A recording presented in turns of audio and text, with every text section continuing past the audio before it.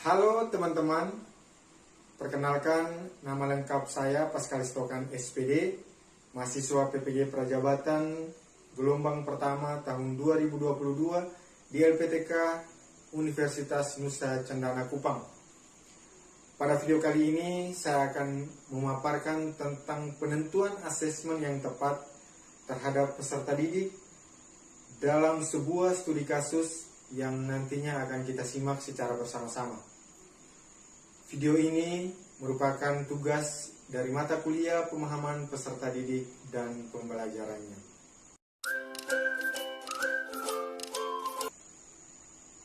Saya berharap teman-teman dapat menyimaknya dengan baik. Saat ini adalah permulaan tahun ajaran baru. Anda seorang wali kelas 4 SD yang memiliki anak didik usia 10 tahun bernama Diana. Wali kelas 3-nya mengeluhkan kepada Anda bahwa nilai Diana jauh tertinggal dari teman-teman lainnya di kelas dan kurang baik dalam mengerjakan pekerjaan rumah selama masa PJJ kemarin. Ia khawatir dengan tuntutan yang semakin tinggi di kelas 4 pada pelajaran IPA, Bahasa dan IPS yang membutuhkan banyak bacaan. Diana seringkali tidak menyelesaikan tugas-tugas yang diberikan dan nilai ulangannya menunjukkan nilai yang buruk. Namun, ketika materi, tugas, dan ulangan tersebut diulangi secara lisan dan individual, Diana dapat menjawabnya dengan baik.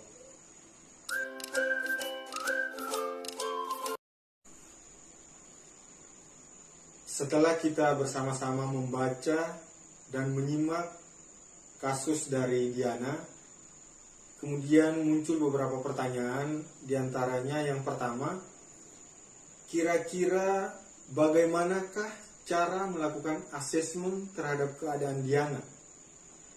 Nah, mengutip dari pendapat seorang ahli yang bernama Terry Overton pada tahun 2008, yang mengatakan bahwa asesmen adalah suatu proses pengumpulan informasi untuk memonitor kemajuan pengetahuan, di mana dalam penilaian bisa saja terdiri dari tes, atau bisa juga terdiri dari berbagai metode seperti observasi, wawancara, ataupun monitor tingkah laku dan sebagainya.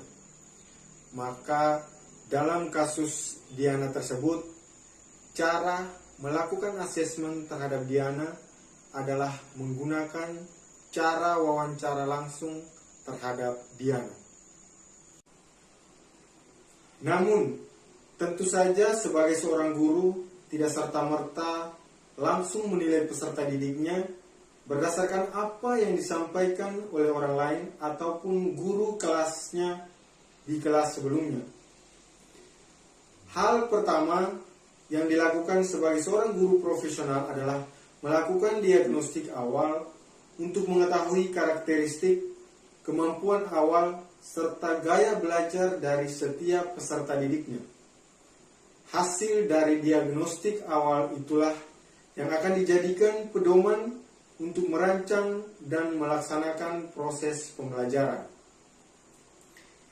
Dengan melihat gaya belajar Diana dalam kasus tersebut, yakni tergolong dalam auditori, di mana Diana lebih aktif menjawab pertanyaan apabila ditanyakan secara lisan dan individual, maka penggunaan metode wawancara akan lebih memudahkan dalam memperoleh informasi ataupun mengukur tingkat pengetahuan dari Diana. Bimbingan dalam pembelajaran juga alangkah baiknya dilakukan secara individual terhadap Diana.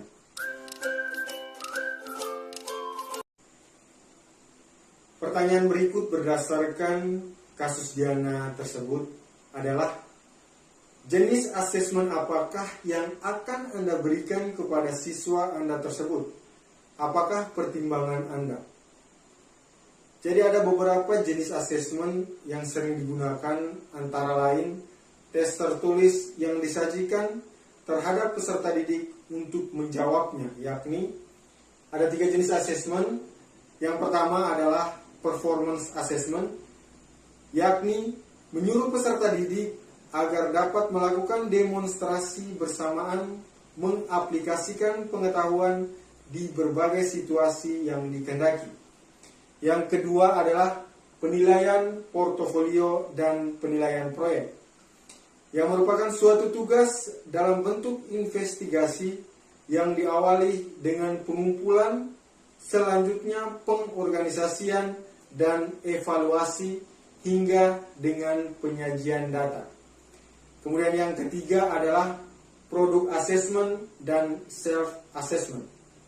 Product assessment merupakan suatu proses penilaian keterampilan dengan cara membuat suatu produk tertentu. Sedangkan self-assessment dilaksanakan sendiri oleh peserta didik maupun guru yang bersangkutan dalam kepentingan pengelolaan kegiatan belajar mengajar di tingkat kelas. Terakhir, jenis asesmen juga bisa dalam bentuk penilaian sikap dan penilaian dengan basis kelas.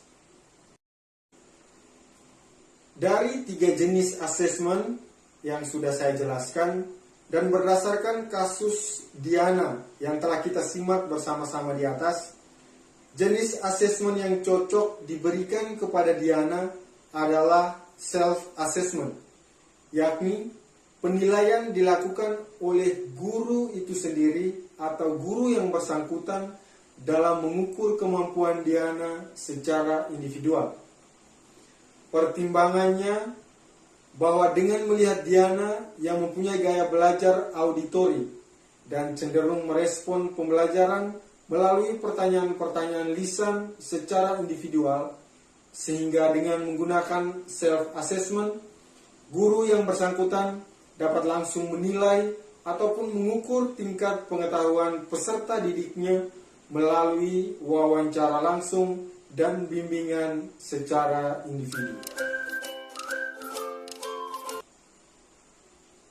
Yang terakhir adalah kesimpulan dari penentuan asesmen terhadap peserta didik, bahwa dalam melakukan asesmen perlu adanya diagnostik awal agar dapat mengetahui karakteristik, kemampuan awal, serta gaya belajar dari setiap peserta didik.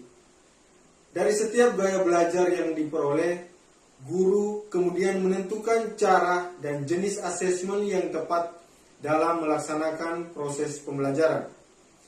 Dari jenis asesmen yang telah dipilih di atas, penilaian terhadap Diana akan menjadi lebih objektif karena guru yang bersangkutan dapat menilai sendiri secara langsung tentang perkembangan pengetahuan dari Diana.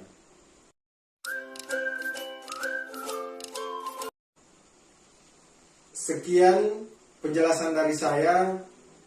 Semoga materi yang telah saya sampaikan dapat berguna bagi teman-teman sekalian, dan sampai berjumpa di video pembelajaran selanjutnya. Sekian dan terima kasih.